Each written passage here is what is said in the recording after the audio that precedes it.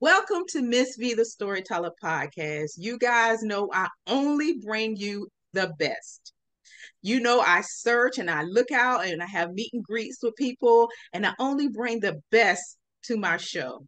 So today I have a special guest. Me and her, we had our meet and greets, and I know you all say every time Miss V have a meet and greet, she always talk about she have a good time. Well, I do, and those are the people who actually make the show. The people that I connect with, the people that I have a good time with, those are the people I want to bring to you. So Jacara and I, we had a great conversation, and I want y'all to know I said her name correct. Kudos to Miss B. Anyway, so Jacara, please tell my listeners about yourself. Yes, Jacara Rivera. And yes, ma'am, you got it right. I help young professional women to navigate corporate America and to parent guilt free. I'm a big believer that your life is yours. You can prioritize it any way you want to without having to compromise based on someone else's thought of what your life should look like. And I believe that's for all of us, but it's an inside job. So I do that through speaking, through coaching, and also through my courses, books. I just wrote my first book. We getting that out there in the world because I truly believe that we can live the life that we so desire, but we've got to start with the inside job. So that's a little bit about me. Yes, I agree. And you can tell that she's she really does feel it and she lives it. And that's what I like. When you authentically live something, when you're passionate about something, Yes. you do your best to help whoever. And I love that.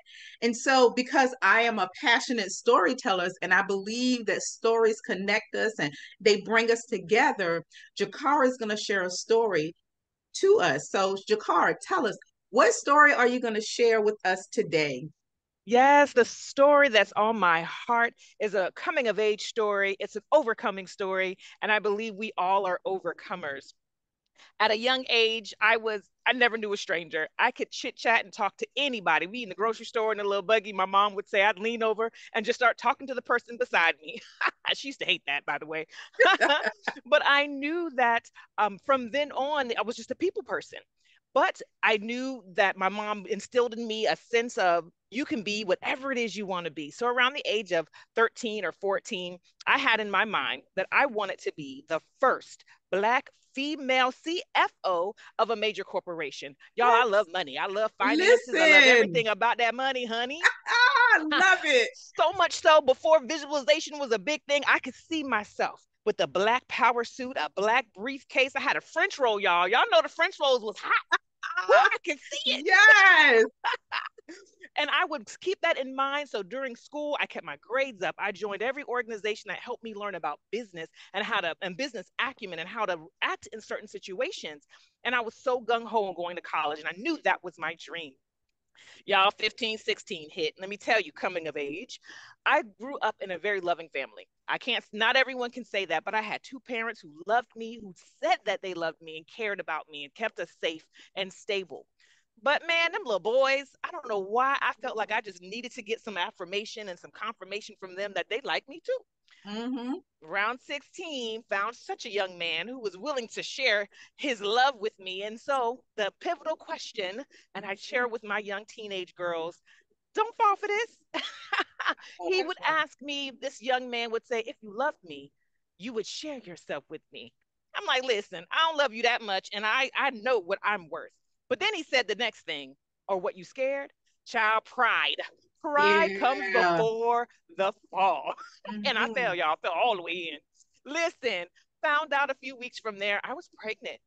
And at the time, I didn't know how I was going to pay for college. So, how in the world am I going to pay for college and pregnant and be a single mom? Because once I told him that I was pregnant, bye bye, never saw him again. Can you imagine 16 years old, pregnant in school?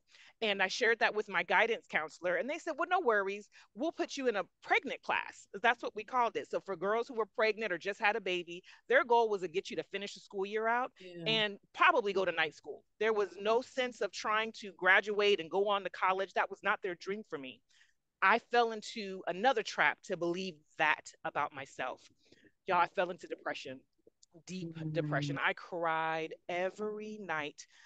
So stepping out of my story, what about you? What about a time when you fell into a deep depression or a sorrow that you cried every night, that your pillow was soaking wet, that you had to flip it over just to find a dry spot? Mhm. We've all experienced a time like that. So that was mine.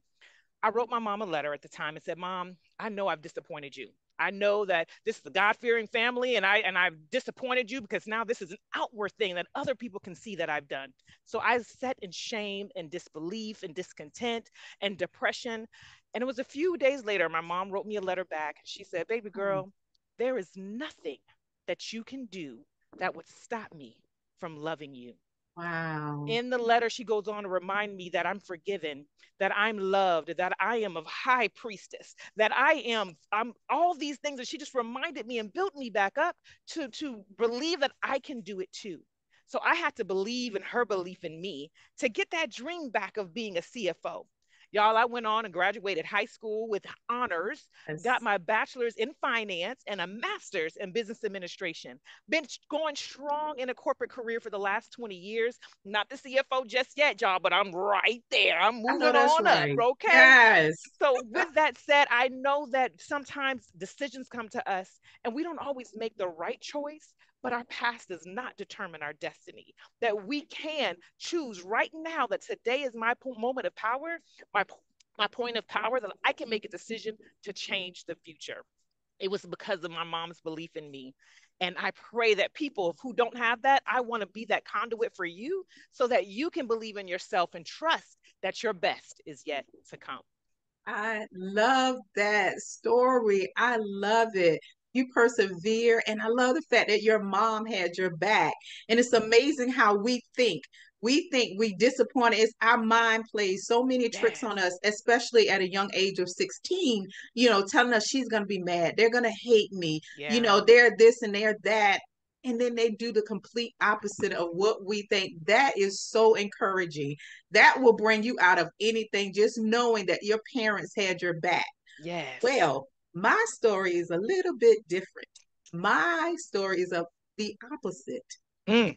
Yes, when I was a little girl, I always wanted to have my own business, and I always wanted to be a beautician. I wanted to be a hairdresser because my great grandfather, had a beauty salon and a barber shop. He had his own businesses. And I used to go over there all the time to the beauty shop. I used to go all the time. I would sweep up the hair, and then my mom, she started paying for us to get our hair done every 2 weeks. So I just loved it. Well, life happens, as you would say. I went to school. I was in, I think I was 10th grade. I was in the 10th grade, and during this time, they had um, what we would call now, where all the different schools and colleges and stuff come in, and they like career day. That's what it's Yeah. called, career Hmm. day. So career day came in, and I went and I talked to some people, and they had us to fill out some kind of form, and we filled out this form, and the form would tell us what to expect in our future. Mm.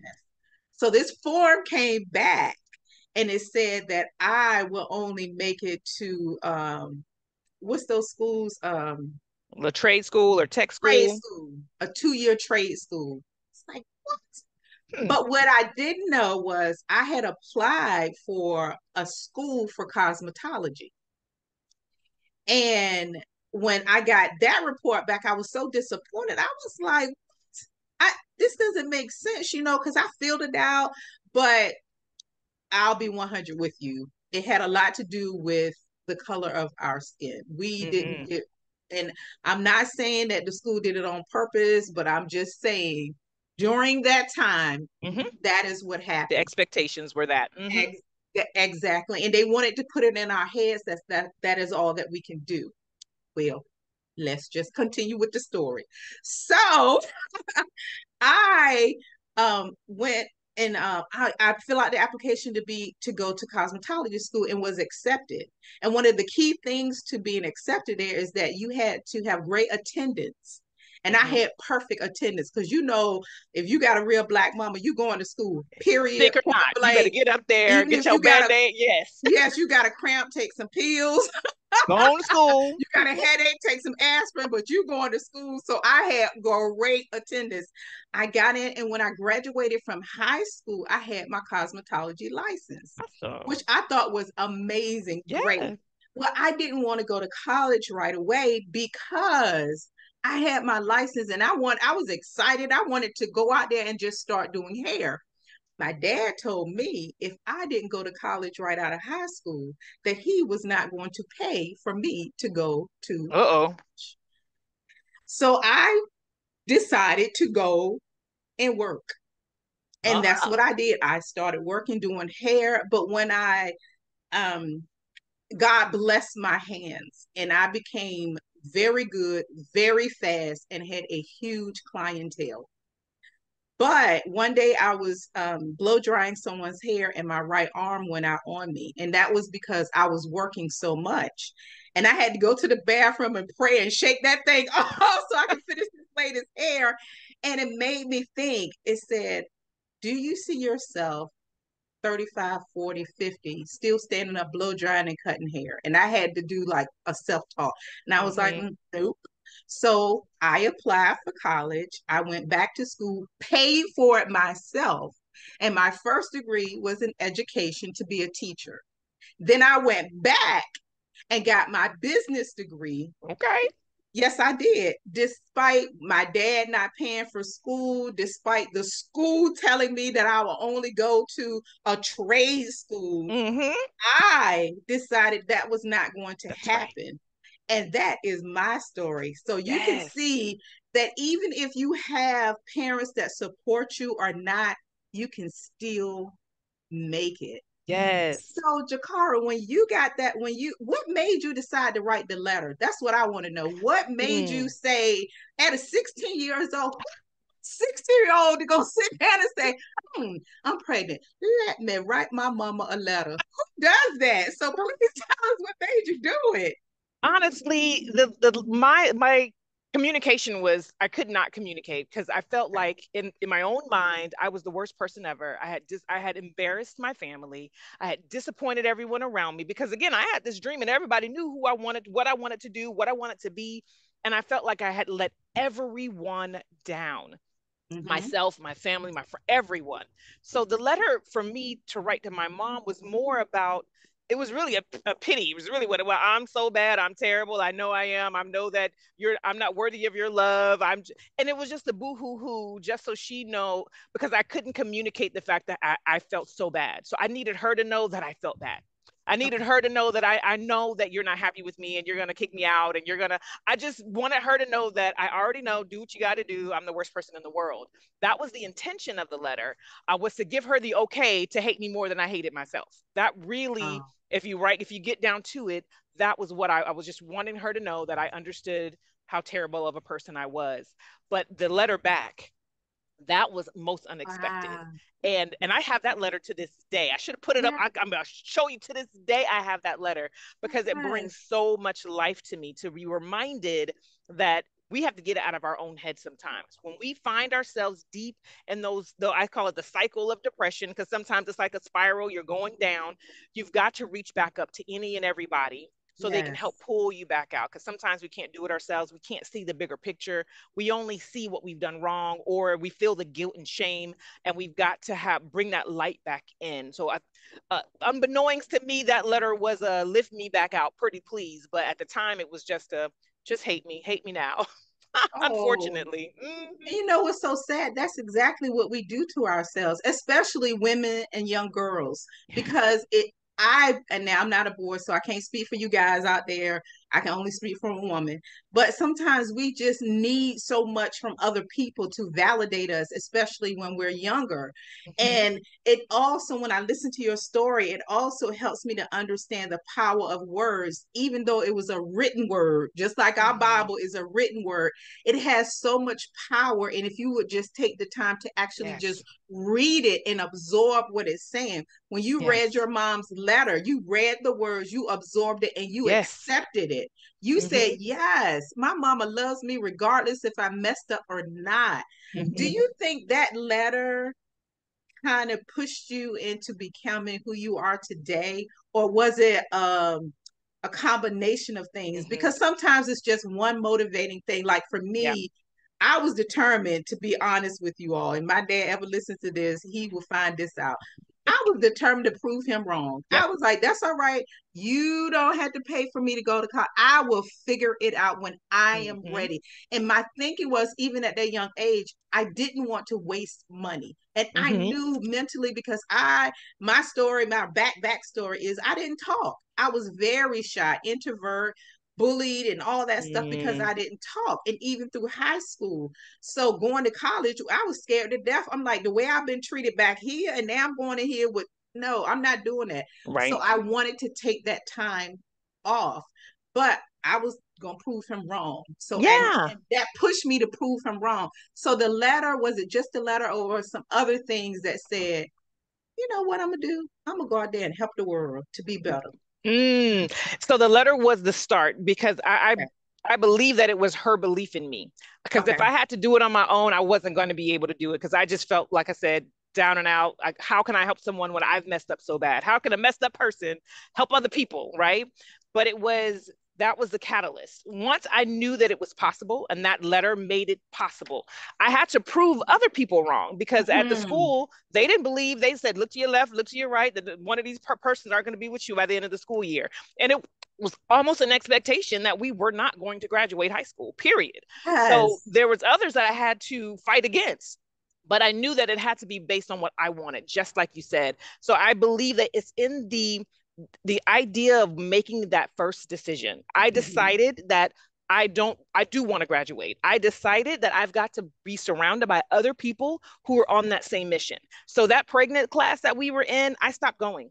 I said, you all are not pushing me to where I need to go. So I found a Yes. counselor, mentors, people that I could lean on and get speak life into me. My mom is one. One lady at the church, she was another. And so as I grew older, any new challenges I faced, because challenges don't stop. That pregnancy was the beginning of all the other challenges that came in the Yes. rest of my life. But I Yes. realized that sometimes you've got to be able to have someone to pour life into you. So that became a mantra that I continue to carry is you have to master your own thoughts. And this sometimes starts with the belief. And then it's all right, now I got to get my mind aligned. So whether it's reading that letter, reading your Bible, reading the affirmations, affirming to yourself who you are so that you can walk into the power that's right in front of you. So it starts there, but definitely mastering my thoughts, getting out of the depression, believing in myself, and then lastly, asking for help. Because honestly, we cannot live this life alone. I truly believe that we are here for each other to build up. So I've learned that if I can't do it myself, I ask. Even if I can do it for myself, if someone can do it better, let me ask. So just being able and honest with myself that, hey, we're in this life together. I want to ask for the help that I need and not assume that I can't get things done or I have to do it the hard way. There's other ways around it. So let me live in a life where I can help other people do what I did. I mastered my thoughts, believed in myself, and then asked for help along the way, including mentorship. Well, I think that's so important that you said about, well, one of the things I wanted to say is that that is one of the things that, I'm a God girl, I'm a Christian, so I believe the enemy, sometimes that's the first thing he wants us to do, is to be alone and be in our Mm-hmm. own thoughts, where he Girl. can control the way that we think and how we do. And then we want to stay away from people because Yep. he knows the power of words and Yes. encouragement, how it would up, lift us up. And Yes. so I think that is so powerful when you say that. Now, I know for me, because I'm an introvert, and most people think, oh my God, most introverts, get Mm-hmm. crazy. When we get around the right people, we can be out.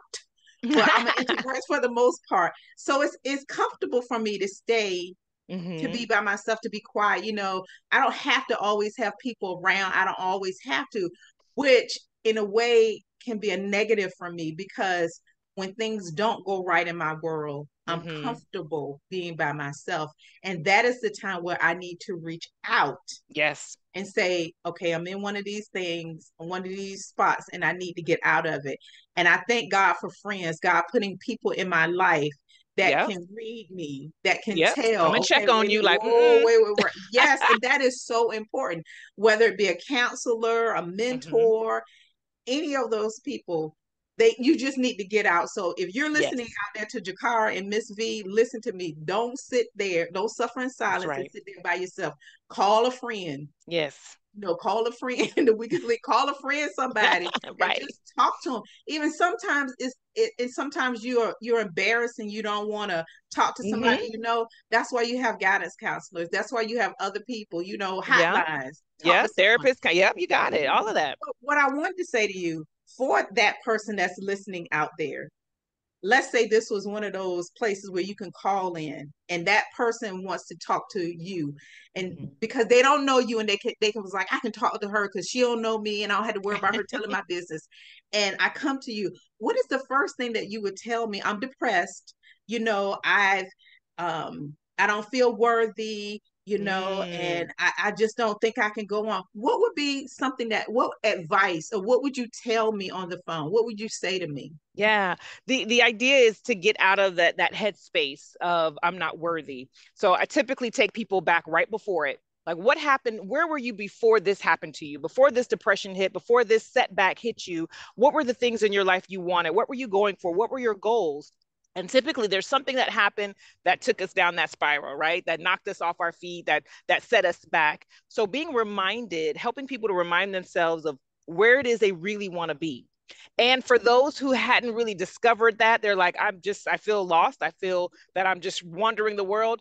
Then it goes back to, well, what are your tags? Our tags are our talents, our Mhm. abilities, gifts, and our strengths. What are the things that we have in us that we can give out to the world? When we're so focused on us and what's happening to us, we get so lost that we don't realize that there is a message in that mess, right? There's a testimony in that test. So when we get down, we're not focused on the bigger picture. So typically in a coaching conversation, I'll take you back. What is it that you really want? And how do we get over this gap that we're in? And sometimes it's that catalyst of that belief. Well, let me tell you, let me remind you about who you are. Let me remind you of your purpose, because that tends to kickstart in people's mind, or helps them to get over the hump and that hole that they've dug themselves in. So I typically will take you back and then let's move past that. What will life look like when you're past this, so that they know that this isn't forever? It might feel like forever Mhm. because, dude, when you down there, you can't see nothing but Yes. darkness. So it may feel like forever, but helping them to see the past as well as the future will get your mind into a bigger picture. I like that. I really do like going back, because one time I was having a really bad time. We all have had moments where we Mm-hmm. had a bit bad time. And what I did was, and it probably prayer and meditation, God was like, read your journal. Read your Mm-hmm. journal. And I went Yes. back and I read my journal. And I looked back at the same time this year where I was. And I was like, oh, mm, you have a lot to be grateful for, because where Yes. you were back then and where you are now, yes, this is hard, but back then you didn't even think you would make it through it. And here we Yes. are a year later and you're still here. Yes, you're still Mm-hmm. going through hot messes, but you're still here to go through the hot messes. And every Yes. time you go through the hot mess, if you look back, there's a lesson that was learned. There was Mm-hmm. something that helped you to be stronger, to Yes. prepare you, because the next hot mess is going to come up and Yep. you need to be prepared to go through that. So Exactly. I love that. And something else that you said about affirmations and all that, and I am a proponent of affirmations, but I believe in my own affirmations. I write my own. I Mm-hmm. tell myself everything I want to hear. Girl, you are beautiful. Yes. Girl, I tell myself you are successful. You are phenomenal. Anybody That's would be right. great knowing you. I tell myself that stuff all the time. Mm-hmm. I do. So, Jacara, being where you are now, and when you look back, what is the most proudest moment where you say, okay, I was like that, but now I'm like this? It's like a Mm. moment. I think for me was graduating from having my license when I graduated. I had my diploma for high school and my license to do hair. So that was one of my most proudest moments of myself, because I shut down some foolishness. So for Mm-hmm. me, that was one of mine. Yes, that's awesome. And similar, especially with this story in particular, My proudest moment was graduating high school. I look back at the pictures. When I graduated high school, my son was on my hip at 2 years old. So 2 year old boy sitting on my hip, I'm smiling with my degree. And when I look at that picture, it reminds me of all the hard work it took to get there. Yes, It reminded yes. me of the mindset that I had to refresh, renew, reshift, all those things to get there. So when I'm going through, because like you said, life be lifing, Mhm. and we go through things, I look at that moment and say, okay, if I can do that with a 2 year old on my hip, okay, what am I going through now? And I love your idea of Yeah. the journal because you can look back and it's not just where did I want to be? Look at where you've been, where you're going, how much further you have to go, and knowing you don't have to do it alone. So the moment in that story was that. But generally in life, I look at my kids and I realize how what a better person I am because of them. Every time they hit a new milestone, I hit a new milestone. So my oldest son, when he graduated, he's a full-time firefighter right now, living life, and I'm so proud of him. And I'm just like, I did that. That's right. That's right. I love him and I'm so proud of him. But I'm like, look at the person I had to become to help him get to where he is. And I look at my daughter and I'm like, I did that. Yes, Look who you I did. am. I've made, and so yes, I'm proud of them because they've created that. But I mean, they've made me who I am as well. And I listen, I got two more coming up, so I know the struggles, and I feel more prepared to help them. But every generation is different. I'm always learning and growing, and I always tell them I'm not a perfect mom, but I'm perfect for you because I'm here for you, and there's nothing that you can do that would stop me from loving you. So I repeat my mom's words to them That's what I so was gonna that they say. know that no matter what they're going through, I got your back. I always got your back. And I did want to mention one thing to your last comment about affirmations. One of the things I remind myself that when we're saying I am, right? God is I am. So we say I am beautiful. I am strong. If God is equals I am, if you're saying anything other than what God is, you need to restructure. So if God is beautiful, God is strong, but you can't say, "Oh, I'm stupid." If you can say God is stupid, wait a minute. We need to Yes. restructure that thought. So if God is that, so he's in us. So how in the world can we be anything different? So I try to remind people when they start saying that I am something, if it's not something that God is, you need to reframe and affirm Yes. something different about yourself. So affirm those things. And those are like I said, those are the things my mom reminded me of, that I was chosen, that I was worthy, all those things, and be able to stand in that because that helps you. That mindset will help you make good decisions, will help you be proud of the moments you're going through. And then even in the down moments, you can stand tall and say, this trouble won't last always. Woo! Oh, And I then you got can something step to forward another piggyback way. off of that, girl. Mm-hmm. I got something to piggyback off of what you just said. Listen, so just like you said, we can steal from Satan back in Eden, back in the Mm. Garden of Eden. One word. All we need to do is add one word in that I am not. Mm. What you just said, when you saying something negative, I am not. Because that's Ooh. not what God says. I am not dumb. I am Mm-hmm. not ugly. Yes. I am not too fat. I Right. am not. So when Mm-hmm. you find yourself in that, you just add that one word because that's what happened in you added Yes. that one word that Not. changed the trajectory. If you all don't know, go back and read Genesis and you'll know about the apple and well, the piece of fruit. Anyway, Right. you go back and read and you can just take that one word and just say it. I am not. When I Mm-hmm. look at it, because I used to look at myself, because I'm fluffy, I don't use the word FAT because I think it's mean, but Mm-hmm. because I was called it for so many years, so that has a little bit of to me. A little So I say trigger. fluffy. I say fluffy. But when I started saying my affirmations and looking at me, I was like, girl, you are beautiful for Yes. to be fluffy. And any man that gets to know, oh Lord, girl, I would tell myself those Yes. things, everything I wanted to hear. And when Mm-hmm. I catch myself trying to say something negative, even if it comes out of my mouth, I go back and I Switch don't know it. where I got this from, but I say it 7 times because it says something about, I don't know if it's some saying or something happened. I don't know if you know what I'm talking about. You got to Mm-hmm. pay 7 times to erase or whatever. Mm-hmm. Somebody told me that foolishness and I believe it. So I am Seven not times. stupid. I am not stupid. I am not stupid. I'm Mm-hmm. not stupid. But because I want to cancel it out when I Yes. catch it. Lord, girl, this has been Yes. so I good. tell you that the words that life and death is in the power of the tongue. That's why I'm a speaker. I told you when Mhm. I was little, I was no stranger. So I've decided that my words can make a difference. So whether it's speaking, whether it's writing, my goal is to be sure that what I speak brings life to people, brings life out of them, pours into them. That it's always being careful with the words that we speak to ourselves and to others, because it truly is the power is in your tongue. Oh, I love it. Speaking of whether you are saying it or writing it, please tell us about the book.